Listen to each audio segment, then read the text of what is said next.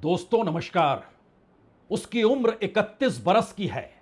वह कैलिफोर्निया का रहने वाला है। उसका नाम कोल थॉमस एलन है। और कल रात वो ऐसी जगह पर हथियारों के साथ पहुंच गया जहां पर हथियार तो दूर की बात है, किसी भी तरीके का कोई भी हमलावर चीज लेकर कोई शख्स इस जगह पर पहुंच ही नहीं सकता है। व्हाइट हाउस से 8 इमारत के बाद वाशिंगटन डीसी में हिल्टन होटल है और यहीं पे ऑर्गेनाइज किया गया था व्हाइट हाउस कॉरेस्पॉन्डेंट डिनर, जो एक सालाना जलसे के तौर पर होता है और सबसे ज्यादा वीवीआईपी तौर पर इस डिनर का महत्व होता है। इसमें ना सिर्फ पूरी कैबिनेट की मौजूदगी होती है, देश के तमाम बड़े पत्रकार जो व्हाइट हाउस कवर करते हैं उनकी मौजूदगी होती है, तमाम वीवीआईपीज यहां पर मौजूद होते हैं। इसीलिए सुरक्षा की व्यवस्था पूरे तरीके से सीक्रेट सर्विस को सौंप दी जाती है। और यूएस सीक्रेट सर्विस जिस जगह पर डिनर हो रहा था या कहें जिस हॉल में हो रहा था, वो बहुत बड़ा हॉल था। उसमें तकरीबन 2500 लोगों की मौजूदगी थी, क्योंकि इस डिनर में परिवार के साथ हर कोई शामिल होता है। वो चाहे कैबिनेट मिनिस्टर हो, चाहे सीक्रेट सर्विस से जुड़े हुए वरिष्ठ अधिकारी ही क्यों ना हो, हर की मौजूदगी बावजूद इसके कोल थॉमस एलन उस जगह पर कैसे घुस गया, यह सवाल दरअसल अमेरिकी इतिहास को टटोलने वाला है। क्योंकि 161 बरस पहले अमेरिकी राष्ट्रपति लिंकन की हत्या एक थिएटर में हुई थी, वह भी वाशिंगटन में फोर्ड थिएटर, जहां पर वो नाटक देख रहे थे अवर अमेरिकन कॉसिंग। और उस वक्त यह सवाल था कि किस तरीके से हथियार लेकर हमलावर यहां पर कैसे पहुंच गया। वो एक पूरी जांच प्रक्रिया थी, लेकिन हिल्टन होटल के उस बॉलरूम में जहां पर 2500 लोगों की मौजूदगी, जो सीक्रेट सर्विस जो चप्पे चप्पे पर मौजूद थी, उसने 6 लेयर सुरक्षा की बनाई हुई थी जहां से वीवीआईपी गुजरते। यानी एक सामान्य शख्स कैसे वहां पर पहुंच गया, यह सवाल और बड़ा हो गया। और जो अफरा तफरी इस बॉलरूम में गोलीबारी के बाद मची, लगभग 7 राउंड की गोलियां चली। वो शख्स गलियारे में दौड़ता हुआ सीसीटीवी में कैद हुआ। वो शख्स चारों तरफ से सीक्रेट सर्विस ने जब उसे घेर लिया और उसके हथियार छीन लिए, उसके बाद की परिस्थिति भी सीसीटीवी कैमरे में नजर आई। उसने गोली चलाई, एक अधिकारी को गोली भी लगी। उस सुरक्षाकर्मी की स्थिति ठीक है, जो जानकारी खुद अमेरिकी राष्ट्रपति ने दी। लेकिन इस पूरी प्रक्रिया के भीतर अमेरिका में सुरक्षा को लेकर और सीक्रेट सर्विस की मौजूदगी में जो अटैक हुआ है, उसने शायद अमेरिकी राष्ट्रपति ट्रंप को लेकर जो सवाल खड़े किए, उसमें अमेरिकी राष्ट्रपति ने पत्रकारों से यह भी कहा कि जब आप वीवीआईपी होते हैं या फिर जब आप राष्ट्रपति पद पर होते हैं तो निशाने पर बहुतों के होते हैं, और यह हमने सुना भी है। लेकिन आइए पहले उस शख्स की आप तस्वीर देख लीजिए। एक तस्वीर पुरानी है, एक तस्वीर तुरंत की है, जब उसे पकड़ा गया और जमीन पर उसको लेटा दिया गया।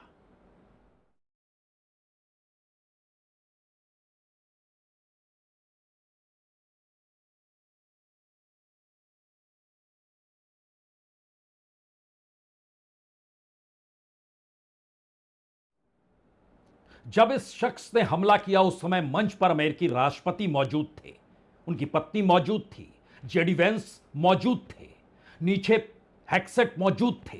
यानी एक ऐसी परिस्थिति थी जिसमें अफरा तफरी कैसे मची और एकाएक गार्ड करके अमेरिकी राष्ट्रपति को मंच से हटाया गया, जेडी वेंस को मंच से हटाया गया और नीचे जो भी वीवीआईपी थी उसकी घेराबंदी कर ली गई। यह दृश्य अमेरिका के अपने इतिहास में इतना डरावना दृश्य था जिसको देखकर हर कोई चौंक गया और सभी इस स्थिति को देख रहे थे कि सुरक्षा कर्मी कमोवेश हर कुर्सी हर टेबल पर मौजूद नजर आए। लेकिन एक क्षण के लिए इस फंक्शन के बीच में आप चले चलिए जो हो रहा था और जैसे यह हुआ, किस तरीके से यह सब कुछ होता चला गया। अगर आप एक क्षण के लिए उस होटल के भीतर खुद को मौजूद पाएं और सोचे कि उस वॉल रूम में आप भी डिनर में इनवाइटेड थे, तो जरा इसको समझिए। उस वक्त जो भी वहां पर मौजूद था, जितनी बड़ी तादाद में सुरक्षा कर्मी थे और हथियारों से लैस सुरक्षा कर्मियों ने किस तरीके से हर गलियारे को घेरा, होटल को घेरा, होटल के हर कमरे के भीतर जो जो मौजूद था उसे बंद कर दिया गया। यानी एक हथियार बंद है या कई हथियार बंद हो सकते हैं, यह उस वक्त की एक आशंका थी। लेकिन जिस शख्स को पकड़ा गया उसके बाद जो सीसीटीवी के जरिए जो दृश्य सामने आया और होटल के गलियारों में जो सुरक्षा कर्मियों की मौजूदगी और अफरा तफरी के बीच गोलियों की चलती आवाज, शोर शराबा, मीडिया कर्मियों की मौजूदगी, उस दृश्य को कैद करने के लिए अलग अलग न्यूज चैनलों के कैमरे लगे हुए थे। सबको एक झटके में एक किनारे खड़ा कर दिया गया और उसके बाद का दृश्य और जो हो रहा था और उसमें भागते हुए सीसीटीवी पर जो हमलावर था वह भी नजर आया। और इसके साथ ही वहां पर मौजूद सुरक्षा कर्मियों ने सब कुछ अपने हिस्से में कैसे ले लिया।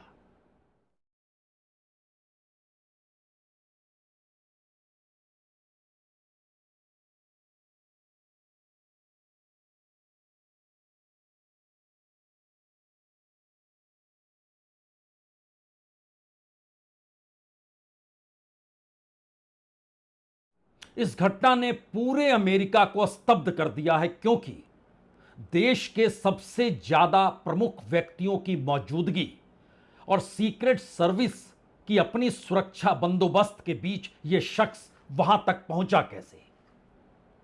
बाद में यह तय किया गया कि अमेरिकी राष्ट्रपति खुद आकर बयान देंगे, जिससे एक मैसेज जाए कि दरअसल उनकी जान को कोई खतरा जो मौजूदा वक्त में है उसकी कोई वजह नहीं। ऐसे पदों पर बैठे हुए व्यक्ति अक्सर निशाने पर होते ही हैं।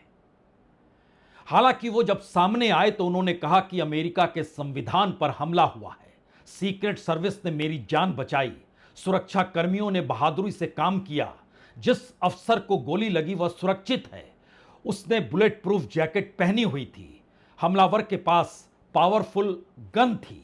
और इसके बाद तमाम उन बातों का जिक्र भी उन्होंने किया जिसको लेकर पत्रकारों के जहन में भी सवाल थे, उसका भी जवाब वह देने से चूके नहीं। उन्होंने साफ तौर पर कहा कि दरअसल जो हुआ है उसमें वाशिंगटन डीसी के एक होटल में जो घटना हुई उसमें अमेरिकी राष्ट्रपति ट्रंप, फर्स्ट लेडी, उपराष्ट्रपति सभी मौजूद थे, लेकिन किसी को कोई नुकसान पहुंचा नहीं। उन्होंने उसके बाद यह भी कहा कि मैं उनकी लगातार सुरक्षा और कुशल मंगल की कामना करता हूं। लोकतंत्र में हिंसा की कोई जगह नहीं और इसकी स्पष्ट रूप पर निंदा की जानी चाहिए। उन्होंने खुद कहा कि 7-8 बार फायरिंग सुनी गई जो हुआ, और बहुत साफ तौर पर नजर आ रहा था कि 50 मीटर की दूरी पर कोई हमलावर या कहें 50 गज की दूरी से वो दौड़ता हुआ आया, जिसके बाद सुरक्षा कर्मियों ने अपने हथियार निकाल लिए। एक पत्रकार ने जब उनसे पूछा कि उनकी जान लेने की कोशिशों की वजह क्या हो सकती है, तो अमेरिकी राष्ट्रपति ट्रंप ने कहा उन्होंने राजनीतिक हत्याओं के बारे में पढ़ा है और उनका मानना है कि लोग उन व्यक्तियों को निशाना बनाते हैं जिन्होंने सबसे बड़ा असर डाला हो। और उसके बाद उन्होंने पूर्व राष्ट्रपति अब्राहम लिंकन का भी जिक्र किया जिनकी हत्या कर दी गई थी। Thank you very much. That was very unexpected. One officer was shot, but saved by the fact that he was wearing obviously a very good bulletproof vest. He was shot from very close distance with a very powerful gun. Trump ने कमोवेश हर उस बात का जिक्र कर दिया वहां पर कि हमला कैसे हुआ, किस रूप में हुआ, सीक्रेट सर्विस ने कैसे काम किया। और जब आप इतने महत्वपूर्ण काम कर रहे होते हैं तो आप कईयों के निशाने पर आ ही जाते हैं।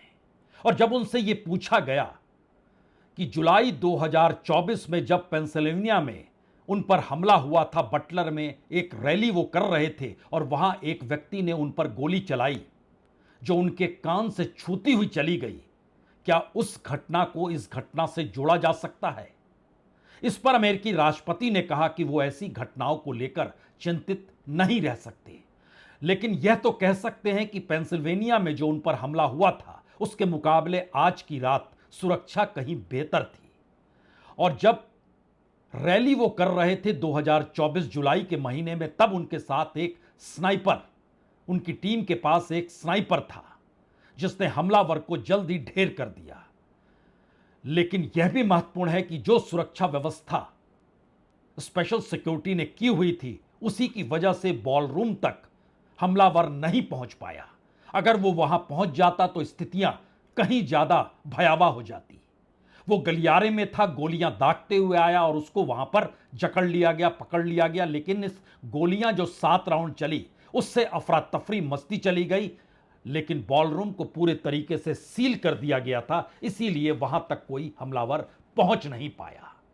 लेकिन फिर भी अमेरिकी इतिहास के पन्नों में अमेरिकी राष्ट्रपति पर हुआ यह हमला या हमले पर लेने की कोशिश, अगर खुद लिंकन से इस हमले को जोड़ने की कोशिश ट्रंप कर रहे हैं, तो शायद यह मौजूदा वक्त में वाशिंगटन डीसी के भीतर 161 बरस पहले फोर्ड थिएटर था और 161 बरस बाद आज हिल्टन होटल है।